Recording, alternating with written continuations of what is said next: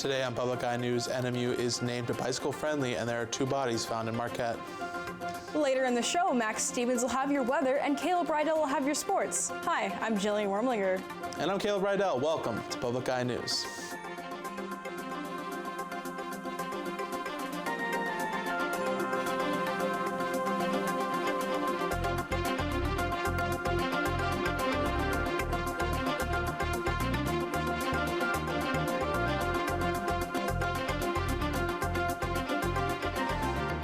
Northern Michigan University has made the annual list of bronze-level bicycle-friendly universities for its first time.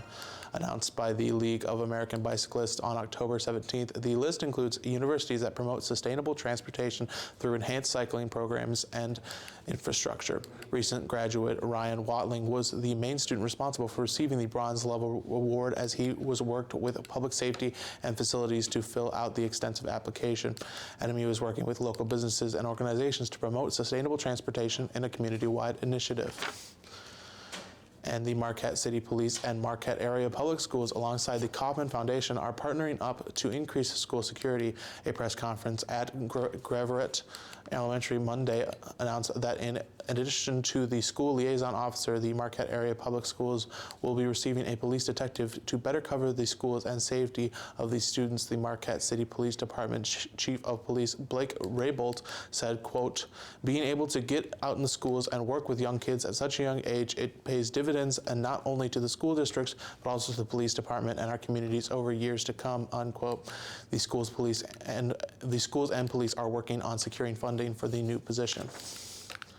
Yesterday at 8:10 a.m., officers were called to the home in the 900 block of Sherman Street. Officers say they found the bodies of a 31-year-old woman and a 29-year-old man inside the home. According to police, the man and woman are Marquette residents. Their names have not been released at this time, and the cause of the deaths is still under investigation. And on Saturday, a Delta County man died after an all-terrain vehicle rollover accident occurred on the man's property near Rock. At 2:43 p.m., Michigan Department of Natural Resources Conservation officers Steve Bootson and Chris Lynch heard a call over their police radios reporting the accident. The officers were nearby and responded, arriving first on the scene. Charles Edward Diedick had been riding his side-by-side ATV alone on trails on his property. Investigation showed he appeared to have lost control of the machine, rolled over, and was ejected from the vehicle. He came to rest face down in a water hole pinned underneath the ATV. Approximately a half hour after the accident, Diedick was found by his son, who pulled his father from the water and called 911 emergency dispatchers. His body was taken to the Anderson Funeral Home. Iron Mountain is now facing discussions regarding medical marijuana facilities as they just introduced a proposed ordinance amendment on Monday that would allow more medical marijuana facility licenses. If passed, the amendment would increase to allow more than three medical marijuana facilities from the 2 that were already in place. Allowing more licenses would add more business to the area, but the cap of 5 would still make the ordinance protecting the larger facilities that already exist. The next public hearing regarding the amendment is set for November 4th at 6 p.m. in the Iron Mountain City Hall. And an 18-year-old Pickford area man is dead due to crash in Chippewa County. At 4 a.m. on Saturday, the Chippewa County Sheriff's Office, along with Pickford Fire and Rescue, responded to the scene of a rollover crash on M48 near Hannah Road. Police believe that the driver, teenager Joshua Patrick Goodall, was driving too fast when he drifted off the road, hitting a culvert and launching the vehicle 32 feet in the air. Goodall was the only occupant of the car and was trapped inside the vehicle when police arrived. Goodall was transported to the hospital but died Monday morning due to his injuries. An investigation into the crash is still ongoing. And we'll be back, because after this, we'll be back with your national and international news. Stay tuned. Behind the crisis on the border, Stephen Miller and Jeff Sessions and myself had a dinner in this very room. Lie years of planning. The 3 men behind Zero Tolerance. They use their power over immigration in ways we have not seen for a generation. Tonight at 10 after Retro Report on WNMU TV. And welcome back. Today, former U.S. Ambassador William Taylor, a diplomat who has sharply questioned President Donald Trump's policy on Ukraine, provided lawmakers with a disturbing account of events at the center of the impeachment probe. Taylor was expected to discuss text messages he exchanged with 2 other diplomats earlier this year. Taylor appeared to be alarmed by Trump's efforts as the U.S. was also withholding military assistance to Ukraine that had already been approved by Congress. Taylor, who was a former Army officer, had been serving as executive vice president at the U.S. Institute of Peace. He traveled to Kiev and exchanged texts with two of Trump's point men on Ukraine as they were trying to get Volodymyr Zelensky to commit to the investigations before setting a date for the coveted White House visit. He also questioned Trump's motives and specified that not giving military aid to Ukraine would send the wrong message. And 4 more parents are pleading guilty in the college admissions scandal. Prosecutors are threatening to add bribery charges and additional prison time for parents who have yet to cut a deal. This could happen as soon as today. In all, 19 parents have pleaded guilty. The sentences so far have ranged from probation to 5 months behind bars. Don Dollar reports on the parents who are now changing their pleas. Douglas Hodge, the ex-CEO of investment firm PIMCO, leaving federal court in Boston after pleading guilty to mail fraud and money laundering charges. Hodge was accused of paying $525,000 to get his 2 children into the University of Southern California and Georgetown University. He is one of the latest in a growing number of high-profile parents changing their pleas from not guilty to guilty. CBS News legal analyst Ricky Kleeman. Some of the parents learned that there might be a new charge that would be filed by the prosecution having to do with federal bribery. So they decided they'd better plead guilty and they'd better do it now. The other parents changing their pleas to guilty on Monday were among the most lucrative clients of Rick Singer, the alleged mastermind of the scam, including Hot Pocket heiress Michelle Janaz and Elizabeth Henriquez and her husband Manuel, a former finance CEO who is dyslexic and read a statement of apology. And it was very difficult for him to read and to be able to speak the words without crying. They will all be sentenced next year. Still holding out for trial, actress Lori Loughlin and her fashion designer husband accused of paying $500,000 to get their 2 daughters into USC. Lori Loughlin and her husband have not yet cut a deal.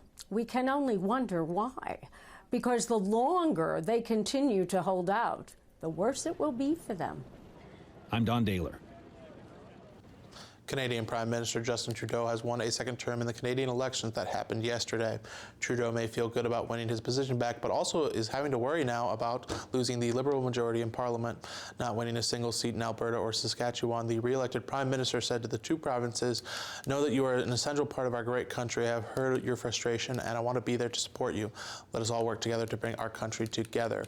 Trudeau has said that he plans to continue his work on the environment heavily in his next term, which will no doubt alienate conservatives. And in a ceasefire today between Turkey and Kurdish forces in Syria, this morning Turkey's president met with Russian President Vladimir Putin. The Russians have emerged as a major power broker in the region now that the U.S. is reducing the number of troops in Syria. Katherine Johnson has the latest from the White House. Russian President Vladimir Putin welcomed Turkey's president to Sochi Tuesday to discuss bringing peace to the Syrian border region. President Erdogan believes with Russia's help, he can fully clear out Kurdish fighters from a 20-mile safe zone along the Turkey-Syrian border. Until a few weeks ago, those Kurdish fighters had partnered with U.S. troops to protect the region from ISIS. But U.S. troops have started pulling out, leaving 175,000 civilians, including 70,000 children, scrambling to find safety.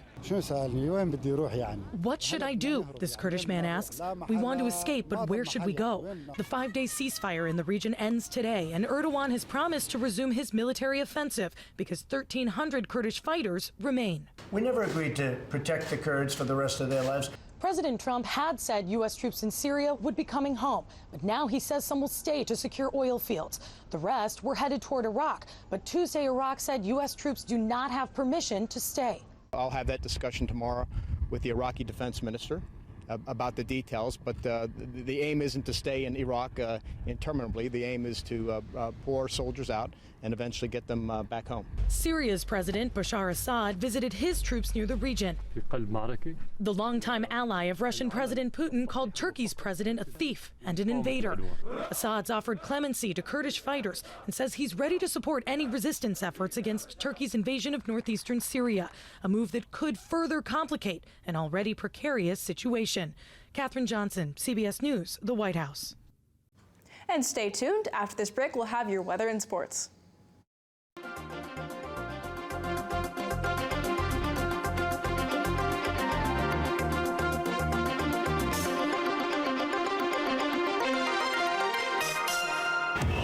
traffic, deadly crashes.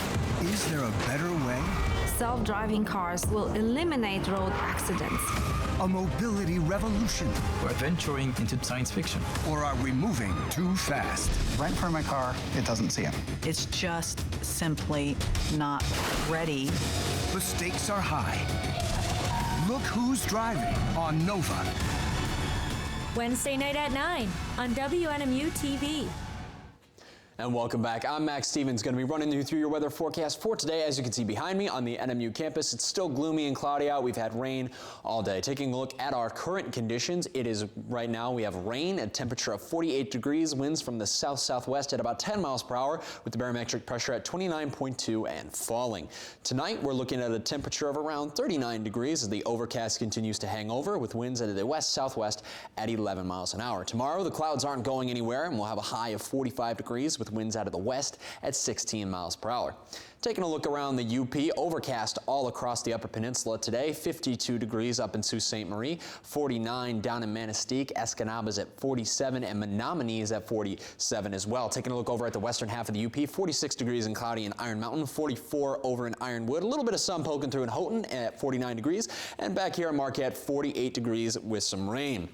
Taking a look at our week ahead, on Thursday we got a high of 44 with a low of 31 and it will be mostly cloudy. Friday, a high of 47, a low of 37 and partly cloudy. And Saturday we'll see a high up in the 50s as the sun finally starts to show through with a low of 42. Well, Caleb, the sun is finally going to return to shine on us again, and I hear the sun is shining right now on the NMU hockey team. Oh, absolutely. Vincent DeMay had a good weekend, Max. Making a name for himself in the WCHA early this season, Vincent DeMay, sophomore forward for the NMU Wildcats, has been announced as the WCHA Forward of the Week for the second week in a row. Playing at Boston University this past weekend, the Cats ended in a 4-4 tie in the overtime on Friday. But taking the weekend, the Saturday game in which they won 4-3 with 2 goals by Vincent DeMay added to his 1 goal on Friday, giving the Forward a 3-goal weekend. Playing again this weekend, the Cats are away again, this time at Ferris, hoping to take their first full weekend win of the season. The Cats are taken to the ice at 7:07 p.m. Friday and 6:07 p.m. on Saturday. And the St. Louis Catholic High School has decided to cancel its entire football seasons after illegally playing an ineligible player. Cardinal Ritter College Prep Catholic School, who have a proud football tradition, are looking at a stain on their reputation as they are being forced to give up their coaching staff after an incident in which the first week back on the field the last year in 2018 at the Missouri State Championship game, running back Bill Jackson was ejected from the game and forced to serve a 1-game suspension in the beginning of the 2019 season. Rather than benching the student for the 1 game, the coaching staff gave him a different jersey and denied that he had been played, but after being exposed for a tattoo that got investigated, it was found that the suspended student played, and due to that event, the coaching staff has been permanently released and the school has canceled the entire season. And we are now 20 days into the regular season of the NHL, and things are heating up on the ice. The National Hockey League held 4 games last night, and the St. Louis Blues beat the Colorado Avalanche 3-1. The Dallas Stars beat the Ottawa Senators 2-1. The Philadelphia Flyers destroyed the Vegas Knights 6-2, and finally the Blue Jackets beat the Toronto Maple Leafs in overtime 4-3. Tonight, 10 games will be going on in the NHL. Some of the teams playing tonight include the Boston Bruins, the National Predators, and the Chicago Blackhawks. Puck drops for the Detroit Red Wings tonight at 7:30, and the Minnesota Wild at 8 p.m. Well, that's all the time we have for you today on Public Eye News. Thank you for tuning in, and we will see you tomorrow.